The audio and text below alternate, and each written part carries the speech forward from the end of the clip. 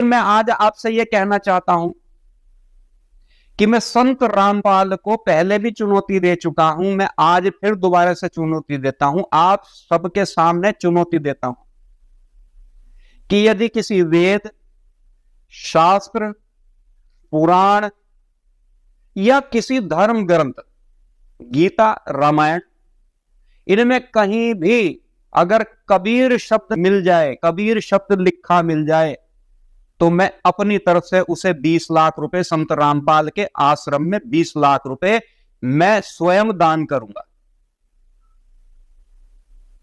और इस राशि को अगर किसी की इच्छा है तो वो बढ़ा दे, मैं वो भी देने के लिए तैयार हूं। लेकिन अगर संत रामपाल इस चुनौती में हारता है तो उसे अपना एक आश्रम हमारे बालाजी सेवा धाम को दान करना पड़ेगा।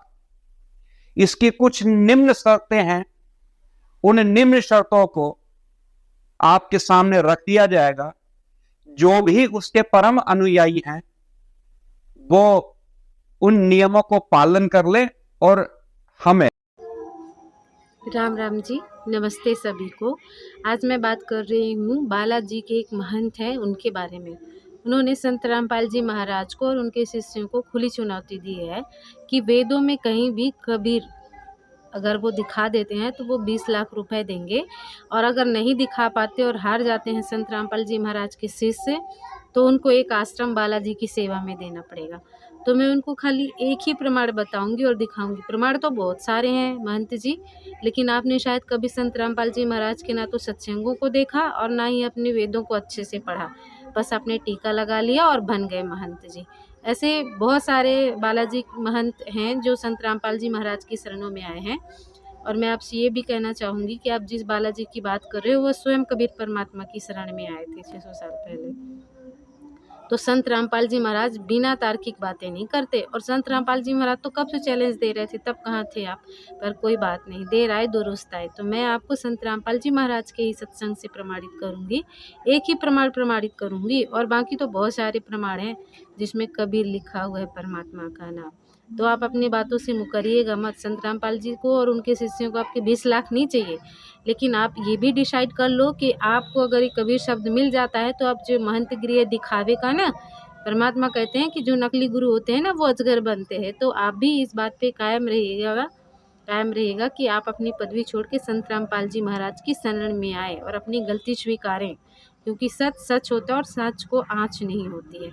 तो मैं दिखा रही हूँ आपको संत रामपाल जी महाराज के सत्संग में प्रमाण के कबीर परमात्मा का नाम कबीर कहाँ लिखा हुआ है। वो देखिए किस वेद में है। आपने वेद कहा था, है ना, तो उसमें आप देखिए। अब जैसे आपने ये ऋग्वेद मंडल नंबर 9, ये देखिएगा, ऋग्वेद मंडल नंबर 9 सूक्त नंबर 86, यहाँ देखना। और इसका ये 23 नंबर 26 नंबर मंत्र आपने देखा, इसमें लिखा है कि निर्जनम हरियत है कबीर अति। इस कबीर का इन्होंने ऐसे लिख दिया, यो कवि बना दिया, कवि ही। हम इसको कबीर देव लिख दें, यहाँ पर कबीर देव वह ही लिखें और कबीर देव लिखना। जैसा कि आपने यहाँ देखा ऋग्वेद मंडल नंबर 9 सूक्त नंबर 20 के मंत्र नंबर 1 में ये लिख रहा है क्या, कबीर देव। तो हम इसको ऐसे ही लिख दें,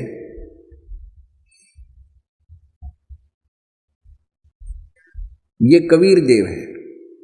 हम इसको यहाँ भी इन्होंने इसको कवि को 2 भागों में बांट दिया, ये कवि मेधावी कर दिया, वह परमात्मा कवि का अर्थ कर दिया मेधावी है। कोई बात है, कवि का अर्थ मेधावी होया करे, वो परमात्मा कबीर देव है, यो कबीर देव ये लिखना चाहिए था, वह कबीर देव है। इसमें तो स्पष्ट लिखा है, अगर केवल कवि शब्द भी है जैसे इसमें है ऋग्वेद मंडल नंबर 9 सूक्त 86 के मंत्र 26 में, वह कबीर अचो, तो इन्होंने इसको अकेला सिंगल कबीर कर दिया और अचो यू नारा कर दिया। जैसे कि आपने देखा कि संत रामपाल जी महाराज के सत्संग में परमात्मा कबीर नाम लिखा हुआ है ऋग्वेद में, परमात्मा प्रमाण सहित हैं। संत रामपाल जी महाराज अपने सत्संग में प्रमाण सहित बता रहे हैं। तो आप क्या कहेंगे, अब आप इसके बारे में क्या कहेंगे? इसीलिए कहते हैं बिना देखे सुने कुछ भी बोलना नहीं चाहिए। मुझे पता है आप फिर भी इस बात को नकारेंगे, पर कोई बात नहीं, प्रमाण है जो है, परमात्मा है तो हैं, और उनका प्रमाण सारे ग्रंथ, वेद सब कुछ देते।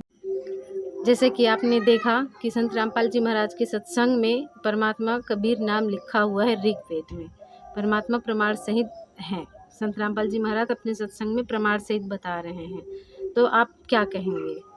अब आप इसके बारे में क्या कहेंगे? इसीलिए कहते हैं बिना देखे सुने कुछ भी बोलना नहीं चाहिए।